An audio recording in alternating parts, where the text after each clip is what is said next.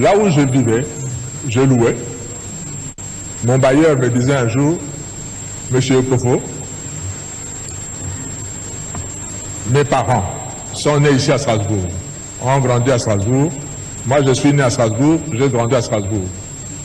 Et tout en vivant à Strasbourg, j'ai été 2 fois citoyen allemand et je suis redevenu 2 fois citoyen français.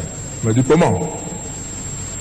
Parce que lors de la Première Guerre mondiale, 14-18, l'Allemagne a envahi la France et a récupéré, selon l'Allemagne, son droit sur l'Alsace qui lui appartient historiquement, parce qu'il parle la même langue.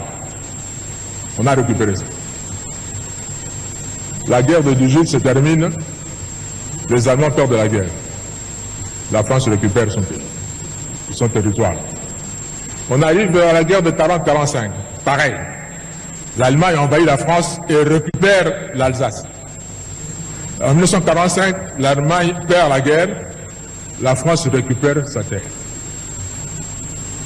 Le Congo, si vous prenez, vous osez prendre une partie du Congo maintenant, nos enfants vont le récupérer les années qui viennent.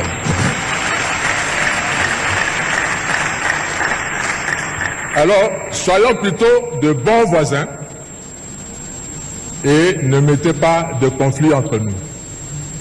S'il vous plaît, nos voisins. Je voudrais m'adresser aux pays riches. Je suis content que les ambassadeurs sont nombreux.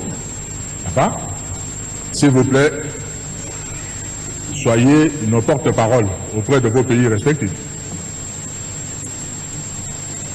Vous avez la technologie. Nous n'avons pas la technologie. Vous êtes riches. Nous sommes pauvres. Aidez-nous à développer notre pays. Vous en tirerez toujours des dividendes. Si par exemple, vous aidez le Congolais à avoir de belles routes partout, et que le Congolais vive bien, combien de voitures seront achetées chez vous? Parce que nous n'avons pas la technologie de fabriquer des voitures. Combien de voitures seront achetées chez vous? Si vous permettez que l'électricité arrive dans nos villages et que le villageois congolais a suffisamment de moyens pour acheter juste un poste téléviseur, combien de postes téléviseurs vous vendrez au Congo? Je sais que les industries qui fabriquent les armes profitent quand il y a la guerre pour écouler leurs marchandises. Mais quand il y a la paix également, vous allez toujours vendre vos marchandises. Parce que tout le monde sait, celui qui veut la paix prépare la guerre. Même en période de paix, les armées vont toujours acheter de quoi se défendre auprès de vous. Si le Congo est riche et nous avons un vaste pays, combien d'avions on achètera chez vous parce qu'on n'en fabrique pas chez nous? Si vous nous aidez à avoir des chemins de fer, combien de locomotives vous vendrez? Aidez-nous. Le monde est devenu un petit monde planétaire. Il suffirait qu'on touche quelque part, c'est connu dans tout le monde entier, et le résultat, où le problème se fait sentir partout. Aidez le Congo.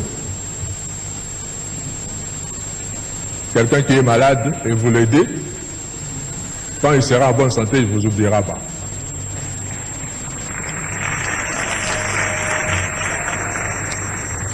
Le Seigneur m'a donné ce message pour nous les Congolais. Nous avons l'obligation de léguer un bon pays à nos enfants. Et nous avons demandé aussi à nos frères et sœurs qui partagent avec nous ce continent d'Afrique d'être de bons voisins et demander à ceux qui sont les maîtres du monde maintenant de s'occuper du Congo aussi. Parce que, qui sait, l'histoire nous montre que l'aiguille tourne. Dans l'histoire, il y avait des pays comme l'Égypte qui étaient de grandes nations à l'époque, qui ont dominé le monde à l'époque. Et puis nous sommes partis en Europe. On a eu la Grèce, on a eu Rome, et à un moment, les Français ont dominé, les Espagnols l'ont fait, les Britanniques également.